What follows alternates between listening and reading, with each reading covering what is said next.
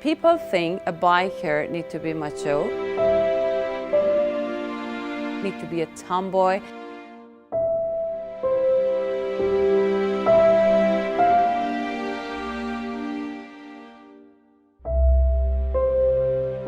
To have a t-shirt on, roll it up, and then, always be like a boy. The exact word for the biker is a tomboy. I am Maral Yazarloo. I'm an Iranian woman, and I've traveled the world on my bike.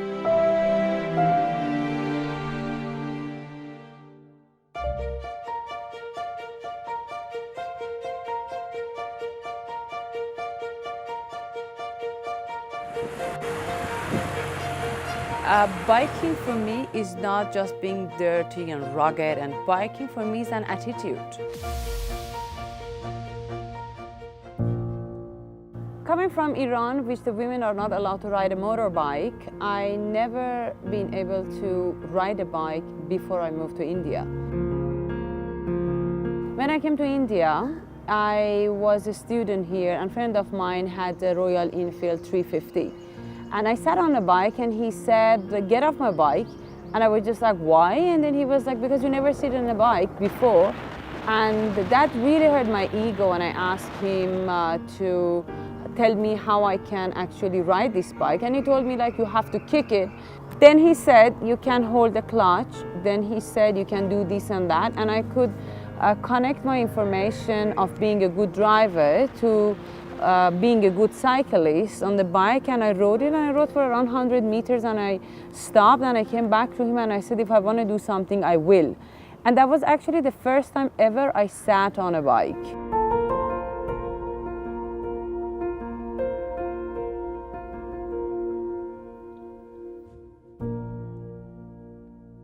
After buying my first Harley, I got crazy after the bike. Then I bought my second one, Nitro Special, and that was Fatboy Special. Then I was Ducati Diavol, and after that, when I started thinking about going around the world on a bike, I really needed a bike which can take me to all over these countries and less trouble, less technical issue or maintenance.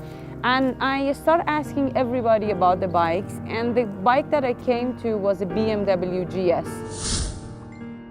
15th of March 2017, packed my bag, put it on the bike, was around 5 o'clock in the morning. And in that moment, I still remember when I was looking at my bags, I was like, am I ready to go?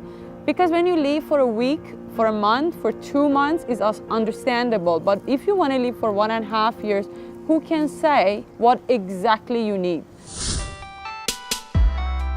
My entire journey was not based on anybody helping me or having a backup car or someone to do the booking for me or managing the borders. And I had to decide where I want to stop, what is the next location and everything. And I started thinking about, okay, where I'm gonna go next. I didn't have any fixed plan, and my plan was starting with the sunrise, waking up in the sunrise, start packing my tent, packing my stuff, sitting on a bike and ride whole day. Each and every moment of my ride was a story by itself.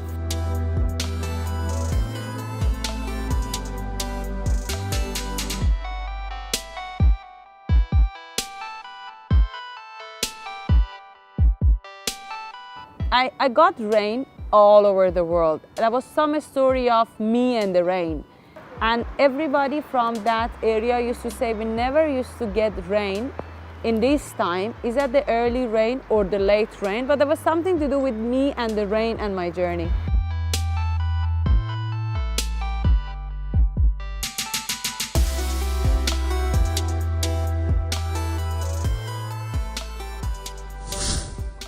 I was riding in Africa, and that was around the sunset, and I was trying to find a place that I can put my tent. The road was full of potholes, and the weather got dark. In Africa, when it get dark, in that particular stretch, there was not a single human being moving around on the road. And then suddenly, I hit the really bad pothole, and I heard And I was like, holy crap. The only light was on the road was my bike light. It went to the board which was front of me, and the board was saying, guess what? Wild animal zone and do not stop.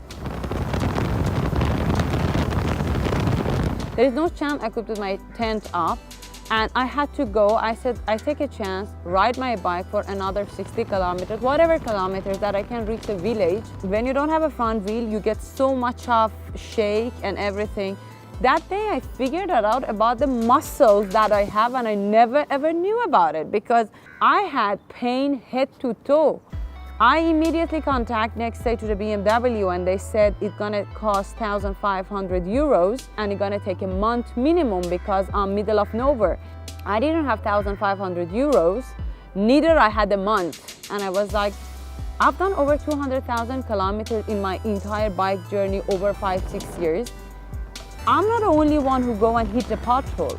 I figured that out, contact the local bikers there, find out the people. I found the address which they said is around 200 kilometers before.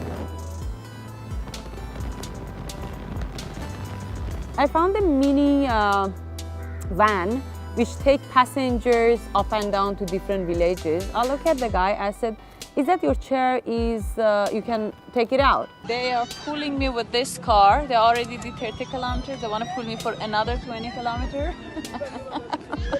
We went 200 kilometers back and reached the place and the shop. I went with a sad face to the guy and said, can you fix my rim? The guy looked at me and said, are you joking? The guy took from the floor a rim, the car rim, which was cut in half. And they hold it and said, I fixed this. Till today, I ride my bike with the same fixed rim which I've done it in Africa. I am a daughter, a wife, and a mother.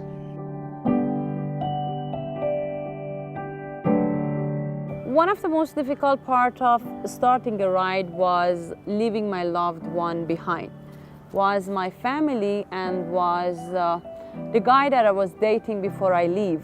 And this gentleman flew to 15 countries every month to spend over a couple of days or over a weekend with me. We did a wedding in Secret Valley, followed by Machu Picchu. I designed my wedding gown through WhatsApp online, and one day after the wedding, I was back on a bike.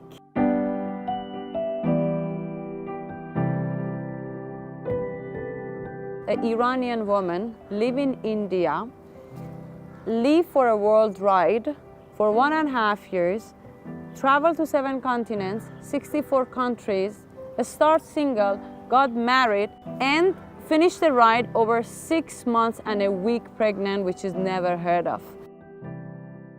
When she was around 4 or 5 months, I remember anytime that was bumpy, she used to kick me, and she used to kick really hard, and I was like, okay, it's a bumpy road, it's not my fault. And the conversation was going on and on with me and her. I set an example that nothing is impossible if you really want to achieve it.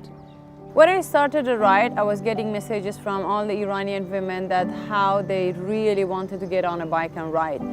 And I started a campaign for Iranian women, and I promised them that after traveling to 7 continents and as many countries that I can, I enter Iran and ask authorities to give me permission to ride. I got to the border, I gave my passport, they said, you Iranian? I said, yes, I am. They said, you're on a bike? I said, yes, I am. They took me aside and they asked me different questions about my ride, and with the biggest smile, they gave me permission as a first Iranian woman to enter Iran officially on a motorbike.